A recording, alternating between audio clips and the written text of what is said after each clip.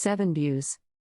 Response by the Presidency to the statement made by Bishop Kukah before the United States Congress. It is unfortunate and disappointing for citizens of Nigeria to bear witness to one of their churchmen castigating their country in front of representatives of a foreign parliament.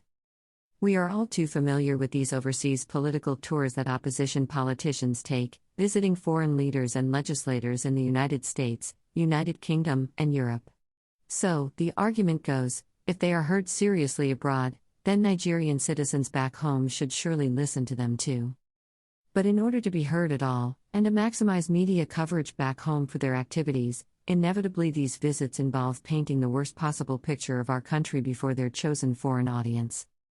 Soon enough we inescapably hear an identical list of racist tropes against Northerners, how one religion dominates governance above all others, how the government is doing nothing to address herder-farmer disturbances, and how the government spends money on infrastructure to benefit everyone but the group and religion of the speaker.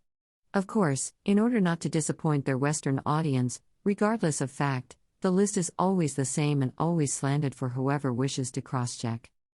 Nigerians expect this from their unimaginative opposition, but it is troubling when a so-called man of the church copies the worst excesses of those seeking personal advancement in public office.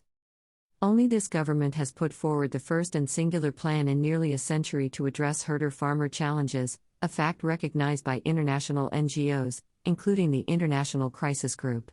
To declare to a foreign audience that this government does nothing is an incredible falsehood. To suggest that investment in infrastructure between Nigeria and Niger is wasteful and biased, when a similar infrastructure project between Lagos and Benin has revolutionized the two neighboring economies to the advantage of both our countries, is quite disturbing. Picture shows President Muhammadu Buhari. Photo, Aso Rock. There is no bias in this government when the president is Northern and Muslim, the vice president Southern and Christian, and the cabinet equally balanced between the two religions. But neither is there anything in our constitution to state that political posts must be apportioned according to ethnicity or faith. It takes a warped frame of mind for a critic to believe ethnicity is of primary importance in public appointments. It is yet more troubling to hear a churchman isolating one group for criticism purely on ethnic lines. With due respect to the esteemed position he holds, the bishop's assertion that only Christian schools are being targeted by bandits or terrorists is not supported by the facts on the ground. It is sad to say but also true that victims of crime, kidnapping, banditry and terrorism cut across all strata of the society. Sad but true that Kankara students in Katsina State were stolen by bandits of the same Islamic faith as those they took away. The same may be true of those who are still holding the 134 students of the Islamic school at Tajina in Niger State. The nation witnessed the sad incident of the female students abducted by bandits at Jangab in Zamfara State and the over 100 predominantly Muslim students of the federal government girls' college Birnin Yauri in Kebbi State who are currently in captivity, and the nation's security agencies are hard at work to release them unharmed. The attack on Christian students is sad and unacceptable, so also is the abduction of students of other faiths. The claim that only Christian schools are being targeted is totally untrue. As a nation and a people, we must together define evil as evil. We must not allow our religious differences to divide us. No one gains but the evildoers when we divide our ranks according to ethnicity and religion in confronting them. The bandit, kidnapper and terrorist are the enemies of the people who should be confronted in unison.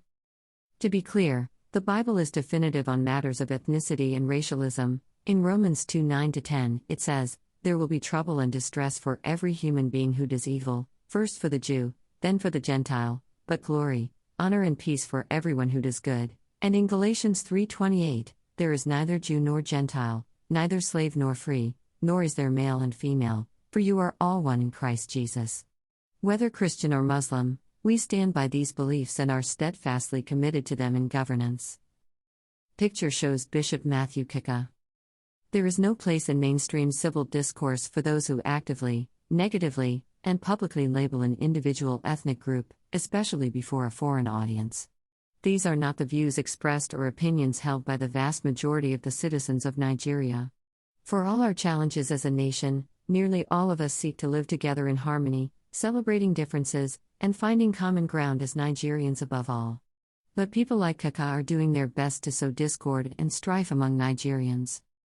More than any other set of people, leaders, in politics or religion who preach respect for truth have a duty to practice it. It is a moral and practical responsibility. Going by the history of the Church as is well known, it will stand up publicly for the truth. It is time others did the same. At View's Exclusive Rights, Garba Shehu, Senior Special Assistant to the President on Media and Publicity, July 18, 2021. Kindly support our vision of building a community of 1 million pen soldiers whose successes will be judged based on positive development in the society. Bandits, Buhari quotes Bible to answer Bishop Kukah, July 18, 2021. Response by the Presidency to the statement made by Bishop Kukah before the United States Congress. It is unfortunate, and, flooded Lagos, Tinubu have 3 private jets, no single factory where he generates money. Political activist Deji Adeyanju, July 18, 2021. Lagos State IGR is equal to 25 states, but you can't see any single project on ground after 22 years, Chief of Defense Staff Lucky Araber. Others pay last respect to top Army General Hussaini Ahmed, killed by unknown gunman, July 17, 2021. The remains of the former Provost Marshal of the Nigerian Army, late Major General Hussaini Ahmed, has been laid to. What I Know About Obi Kubana, IGP Intelligent Officer Abba Kairai, July 17, 2021. Many are wondering over the source of income of Obinna Iyigbu, also known as Obi Kubana, that became a personality. Celebrated Nigeria police officer Abba Kairai joins other celebrities in Ova, Anambra, for Obi Kubana mother's burial, July 17, 2021. Since Thursday, Nigeria mainstream media and social media have paid attention to burial ceremony like never before in the